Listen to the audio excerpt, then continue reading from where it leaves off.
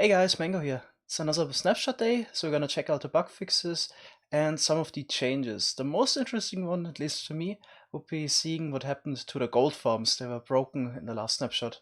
The issue in last week's snapshot was that Pikmin in a farm like this one here would stop being aggro towards the player after 1 minute. This issue was fixed. It's been running now for 4 or 5 minutes, but there's a new issue. Only Pikmin that would have direct line of sight towards the player would run towards the player. So as you can see, the farm is a lot slower than usual. Reason is that the mob cap is mostly filled now by Pikmin that, just for example, behind those anvils, those here, you can see them directly. And at some point they would try to attack me. But yeah, it's definitely not as efficient as before. Quite sure there will be workarounds, but it seems like this farm here is definitely broken and needs to be rebuilt. Also, for example, a portal Pikmin farm, like this one here, where none of the Pikmin really have eye contact with the player, wouldn't work at all. So we can quickly try this out, but I'm not too hopeful we're gonna get much. So just need to throw a snowball at the Pikmin. Okay, some Pikmin randomly wandered in there. Yeah, that doesn't look too good. It seems like there's the first Pikmin. But there's probably hundreds of Pikmin inside of those portal blocks. Yeah, there's 300 Pikmin around me, but really none of them pathfind towards the player. Okay, it seems like those farms are still broken. Of course, there will be workarounds to make a farm like this one here work again. For example, you could use turtle eggs to attract the Pikmin and somehow bring them towards eyesight of the player.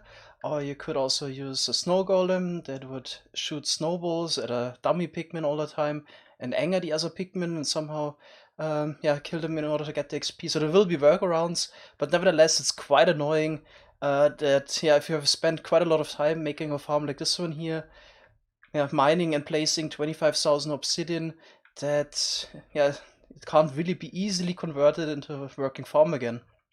Also, something like our giant ice farm in the 1.12 world would of course be broken with this change, because here the player relies on the incoming XP of the portal Pikmin farm in order to repair his mending tool.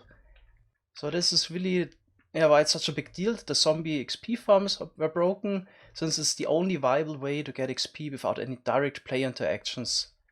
There are technically other alternatives which are not really viable, for example buying potions. There are XP potions from the villagers, but especially with the 114 trading, this is not feasible. And there are exotic alternatives like a dragon XP farm, but there you're kind of limited. It only works in the end dimension, and for example, water doesn't freeze in the end, so you're quite limited in your options there.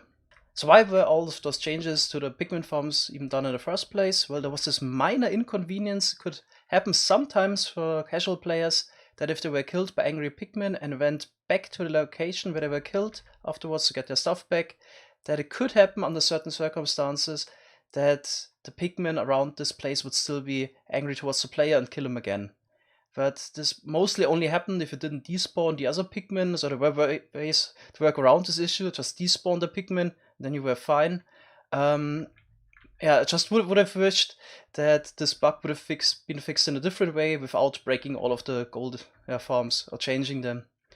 Why not just add something that the Pikmin would lose aggro if they kill the player? Next hot topic, iron farms. There haven't been any changes in this pre-release, so it seems like mulching is content with the way they're working right now. In my opinion, the current iron farms are a bit overpowered, so if you would only build up a slice of this iron farm setup here, so the bottom one of the portal, you would already get 14 to 1500 iron power, and if you have the villagers ready and the materials, you can build this up in under 30 minutes. One of the nice things about the current iron farms is of course that you can get a sufficient amount of iron without lagging the server. That's one of the issues we had in our Skyblock world. We had a gossip-based farm running 24/7 that required about 20% of the server's performance, and we're still constantly running out of iron, which was quite annoying in the end. But I would have really hoped that the iron farms would be a bit more interesting. The current mechanics, the gossip system, also wasn't too great. Maybe it would have been better actually to look into alternatives to iron farming that doesn't involve iron golems. So I got two ideas that would have made mining a bit more interesting and would have been an alternative to the iron golem mechanic. so why not use the end dimension for something? So we got all of those end islands out of end stone and nothing else. Why not add end iron ore in between? That is a bit more common than the overworld iron ore that you could maybe smelt in a blast furnace and get 2 iron ingots out of it. You could either mine with pickaxes for it manually, or it would also be quite simple. Well, quite simple, it would not be super complicated to make a mining machine for that, since you don't need to deal with lava and water sources like in overworld dimension. So for technical players, it would have been an interesting challenge to make a mining machine, and for the casual players, it would have been a nice alternative maybe to mining in the overworld. And the second idea to make mining more interesting and also reward the player with a bit more iron, I got from the game 7 Days to Die. There, every time you mine stone, on top of getting stone, you also get a small amount of iron.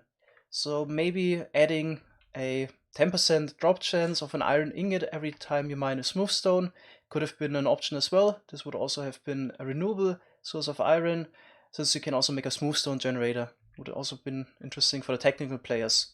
But it is how it is. At least nobody at the moment can complain about not getting enough iron with the current iron farm mechanics, but it feels like a wasted opportunity, which is really the common theme of the 1.14 update.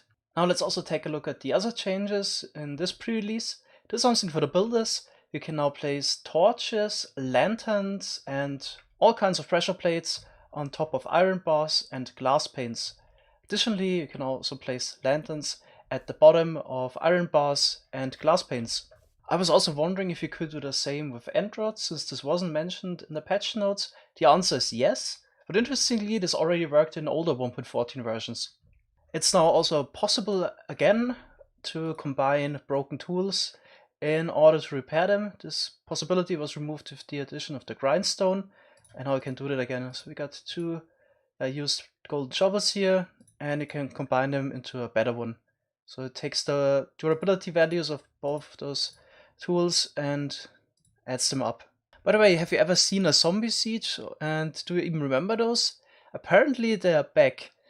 They haven't been in the game for quite a while with all the changes to the villagers, and I actually had to look it up what a zombie siege is exactly, since I don't think I ever experienced one. So there was a 10% chance at midnight that a zombie siege would occur in a village. And yeah, the interesting part of the zombie siege is basically just a ton of zombies spawning, was that it would ignore all light levels, so it would be kinda hard to defend against. I don't know yet how exactly the zombie siege is working now, since previously it was based on a village, but the concept of a village has been abandoned and replaced with the points of interest, so workstations, the bell, and beds. I'll try to find out what the conditions are now for zombie siege and maybe give an update in the next snapshot video. We also got a bug fix of an exploit that I also used in the Skyblock world. So if you would open the GI of a wandering trader and send him to the nether dimension, it would now close. Previously you could actually use this in order to trade with that wandering trader, which is not present anymore, without locking his trades. So this is no longer possible. And we got another bug fix. Blazes and Endermen now drop XP when they're killed by a splash potion or lingering potion. This wasn't the case before. And we got one more bug fix. If you're blocking a fire arrow coming from a bow with the flame enchantment with a shield, this would no longer set you on fire. Alright, that's it for today. Thanks so much for watching. See you next time. Bye bye.